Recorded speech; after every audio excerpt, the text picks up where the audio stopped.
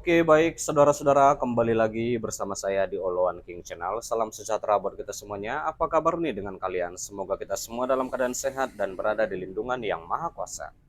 Di video kali ini, saudara-saudara, di sini kita dapat menyaksikan pernyataan masih bersama Bu Widya ya. Seperti biasa itu sentilan-sentilan dan kritikan-kritikan keras dari Bu Widya. Seperti apa pernyataannya, langsung saja kita saksikan. Tentang apa yang disampaikan Pak Prabowo. Ya, masih bersama kalau Bu Widya cabai ya, lagi saudara-saudara. mahal, jangan makan cabai pedas-pedas dulu ya. Jadi gini, berarti gini dong Pak, kalau misalnya rakyat yang sakit, jangan minum obat dulu, nunggu mati dulu ya, nunggu mati dulu baru berobat ya Pak ya, gitu. Ya silakan ya, yang namanya pendukung-pendukungnya silakan ya, komen di sini ya. Saya ngomong apa adanya. Kalau pemerintah bilang kalau harga cabai lagi mahal, sebaiknya jangan makan pedas-pedas dulu. Jadi saya harap ya, buat pejabat-pejabat, terutama pemimpinnya, kalau memang nggak ada uang, ya nggak ada uang negara ini, jangan banyak cita-cita dulu ya, banyak janji-janji dulu ya. Pertama, kenapa janji-janji ojol ya kan, dikasih THR 1 juta, itu untuk berut ngedabrus namanya ya. Kemudian janji honorer ya, honorer guru ya akan dapat THR gaji 13, terus kemudian gaji ditambah ya. Kalau memang nggak ada uangnya, kudu merampokin rakyat dulu, nggak usah janji-janji ya toh ya.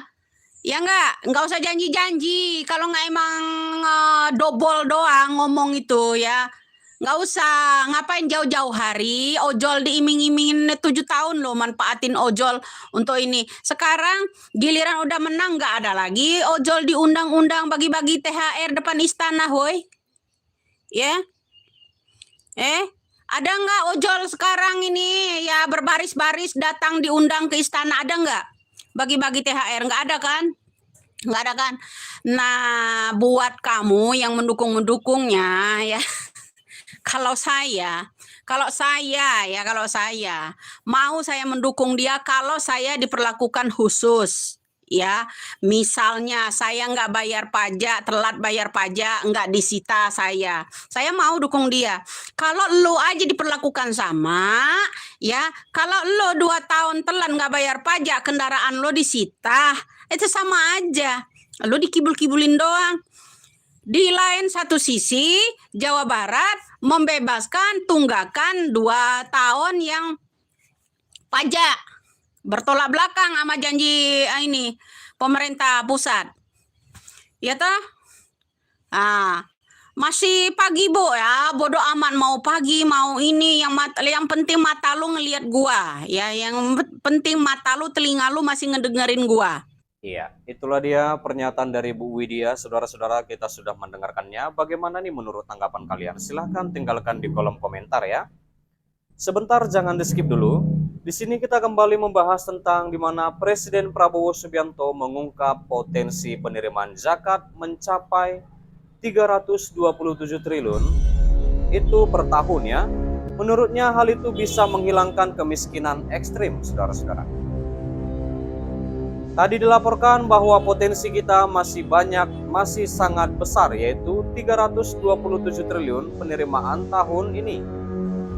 Rp 41 triliun dalam perhitungan kita, kata Pak Prabowo itu saat memberikan sambutan di acara penyerahan zakat ke Basnas. Itu di Istana Negara ya, Jakarta, Kamis 27 Maret 2025. Kita dapat menghilangkan kemiskinan absolut hanya dengan sekitar 30 triliun. Dan bayangkan kita bisa hilangkan tahun ini juga kemiskinan ekstrim. Lanjut Pak Prabowo lagi. Nah ini yang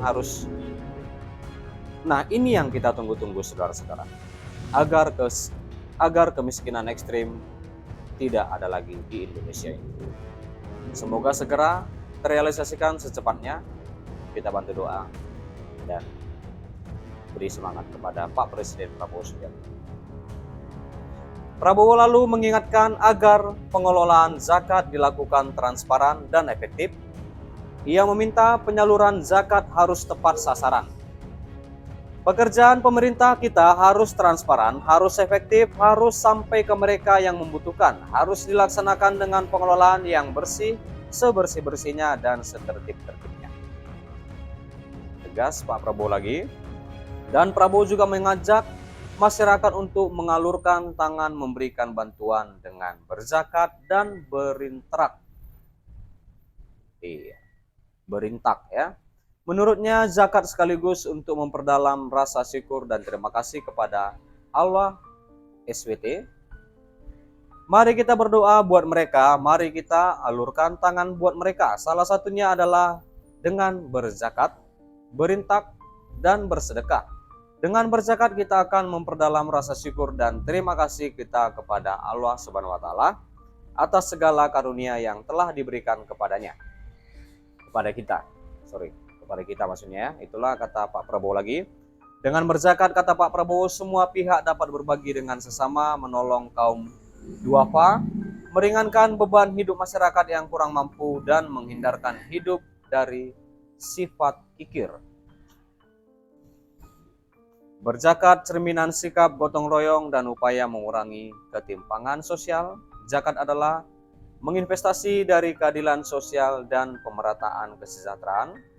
Semoga zakat yang kita keluarkan akan menyempurnakan ibadah Ramadan kita serta meningkatkan ketakwaan kepada Allah Subhanahu wa taala. Iya. Baik saudara-saudara, sampai di sini dulu pertemuan kita, pembahasan kita, di mana kita juga sudah mendengarkan pernyataan dari Bu Widya. Seperti apa tanggapan kalian? Silahkan tinggalkan di kolom komentar. Dan juga kita sudah membahas di mana Pak Prabowo mengatakan potensi penerimaan zakat itu 327 triliun, bisa hapus kemiskinan ekstrim. Iya. Baik, terima kasih juga buat saudara-saudara yang sudah menonton, yang sudah support aku, terima kasih. Jangan lupa di like, berikan komentar kalian di bawah, dan please share video ini dan subscribe dan nyalakan loncengnya. Terima kasih.